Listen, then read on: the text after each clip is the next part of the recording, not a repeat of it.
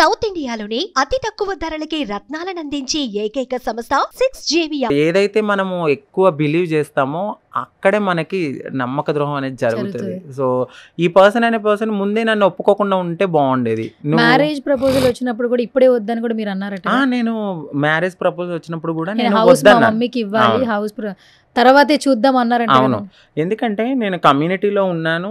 So నేను అక్కడ నేము fame ఏమీ లేదు. నేను అప్పుడు సెక్స్ వర్క్ చేస్తూనే ఉన్నాను.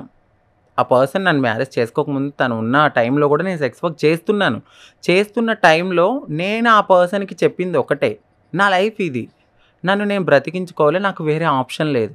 అలా అని చెప్పి నేను ఒక ట్యాగ్ వేసుకుని తిరగలేను. ఎందుకంటే నేను ఎంబీఏ చదివాను. నేను ఎంబీఏ చదివి నేను మారిన తర్వాత కూడా నేను 2-3 ఇంటర్వ్యూస్కి వెళ్ళినప్పుడు కూడా నన్ను వాళ్ళు రిజెక్ట్ చేశారు. 100%. ఎందుకంటే అందరికీ ఒక కమ్యూనికేషన్ స్కిల్స్ ఉండవు కదా. ఇప్పుడు ఎంఎన్సీలో నేను వెళ్ళి మాట్లాడాలి, చెయ్యాలి ఇంగ్లీష్లో అంటే నేను ఫస్ట్ నుంచి గవర్నమెంట్ స్కూల్లో చదివాను. నా బేసిక్ నాలెడ్జ్ నా దగ్గర ఉంటుంది. నేను ఎంతో కష్టపడి ఏదో చదివి రాత్రి పగలు బట్ట ఏదో చేసి ఎంబీఏ చేశా. కానీ అది తీసుకుని నేను ఎంఎన్సీకి వెళ్ళినప్పుడు అక్కడ నేను సెలెక్ట్ కాను. ఎందుకంటే ఏమో నాకున్న మెంటల్ కండిషన్కి నేను అమ్మాయిగా ఫీల్ అవుతూ అది నేను తీసుకోలేను. బట్ ఇప్పుడున్న సొసైటీలో అనేది యాక్సెప్ట్ చేస్తున్నారు. మాకు కూడా రిజర్వేషన్స్ ఉన్నాయి, అన్నీ ఉన్నాయి. బట్ నాలాగా అందరూ ఉండలేరు. కొన్ని 2-3 ఇంటర్వ్యూలకు వెళ్ళినప్పుడు నేను సెలెక్ట్ కాలేదు. సో మీరు ఎలా ఉన్నారు, ఇలా అయితే కాదు, అబ్బాయిలాగా ఉంటే ఓకే అంటే నేను ఆ అబ్బాయిలాగా ఎలా రావాలి? సో నాకు అనిపించింది ఓకే, వెదర్ ఫైన్. నేను ఒక మనిషి జేబు కొట్టట్లేదు, ఒక మనిషి నమ్మకాన్ని పోగొట్టట్లేదు, ఒక మనిషిని నేను నమ్మక ద్రోహం చేయట్లేదు, దొంగతనం చేయట్లేదు, నన్ను నేను అమ్ముకుంటున్నాను.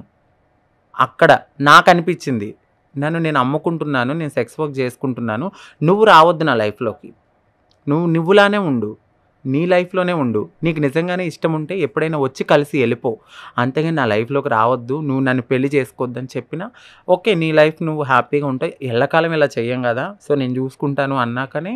సో మేలో నేను ఇల్లు కట్టే వరకు నాకు కొంచెం కమిట్మెంట్ కావాలి. సో నేను ఎందుకంటే నా లైఫ్ని నేను మా ఫ్యామిలీ కోసం నేను సాక్రిఫైస్ చేయలేను, నువ్వు ఉంటావో లేదో తెలియదు కదా అని చెప్పి నేను ఆ పర్సన్కి చెప్పాను. ఓకే అన్నారు. తర్వాత చిన్న ఇష్యూస్ అవి ఇవి తెలిసిపోయింది ఆ పర్సన్ వేరే వాళ్ళతో కాంటాక్ట్లో ఉన్నారు, దానికోసమే నాతో గొడవ ఇవన్నీ అని. బట్ ఓకే, ఎక్కడున్నా హ్యాపీగా ఉండాలి, సంతోషంగా ఉండాలి. తన లైఫ్లోకి నేను వెళ్ళను, నా లైఫ్లోకి తను రాడు, కాబట్టి ఎక్కడున్నా హ్యాపీగా ఉండాలని నేనైతే మనస్ఫూర్తిగా కోరుకుంటాను. మాకున్న స్వభావం అది. మమ్మల్ని మోసం చేసినా కూడా మేము వాళ్ళని బాధ పెట్టాలని అనుకోను. సో నేను ఇప్పటికీ ఎక్కువగా ఎందుకు మాట్లాడలేదంటే, నా లైఫ్లో ఏదైనా ఒక పెద్ద పెయిన్ ఉంది అంటే అదొక్కటే, నేను చెప్పలేను. ఎందుకంటే నేను చెప్పడం వల్ల ఎదుటి వాళ్ళ లైఫ్ కూడా కొలాబ్ అవుతుంది. ఎందుకు, వాళ్ళకు వేరే అమ్మాయితో లవ్లో ఉంటారు, వాళ్ళు ఫీల్ అవుతారని నేను ఎక్కడ ఏం మాట్లాడలేదు. తన లైఫ్లోకి నేను వెళ్ళను, నా లైఫ్లోకి తను రాడు.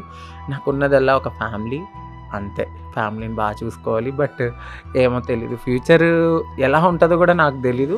ఉన్ననాళ్ళు హ్యాపీగా ఉండాలంతే. అసలు నీ లైఫ్లోకి వచ్చిన ఫస్ట్ పర్సన్ అదే లవ్ అని క్యూరియస్ లాగా ముందుకెళ్ళింది. పబ్లిక్లో చెప్పడం మొదలుపెట్టావు చాలా ధైర్యంగా. ఫస్ట్ చాలామంది అంటుంటారు కదా సెలబ్రిటీ ఫేమ్ కావాలని. ఒక్కోసారి సెలబ్రిటీ ఫేమ్ చాలా ఇబ్బంది పెడుతూ ఉంటుంది, నెగిటివిటీని తీసుకొస్తుంది. నీ లైఫ్ జర్నీ ఎగ్జాంపుల్. యాక్చువల్లీ నువ్వు సోలో ఉన్నప్పుడు ఒక 10 మందికి తెలిసేమో, బట్ కపుల్గా వస్తే 100 మందికి తెలిసింది, విడిపోతే 1000 మందికి తెలిసింది. తర్వాత చాలా మంది మాట్లాడుతూ ఉన్నారు. కానీ కలిస్తే మనిషి తెలుస్తారు అంటారు కదా.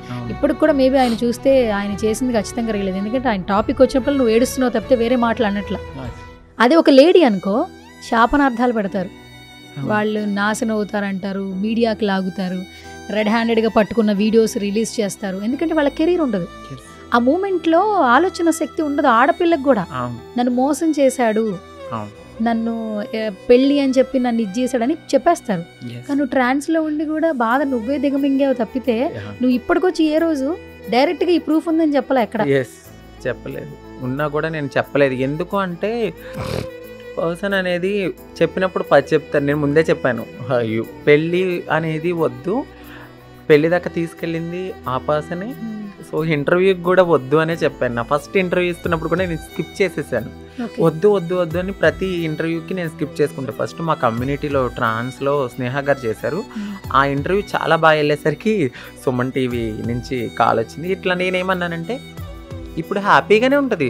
వద్దు, ఎందుకంటే ఇప్పుడు మనం ఉన్నన్నాళ్ళే హ్యాపీగా ఉంటాం. నువ్వు ఆదర్శంగా ముందుకెళ్ళి లెక్చర్లు స్పీచ్లు ఇచ్చేస్తావు.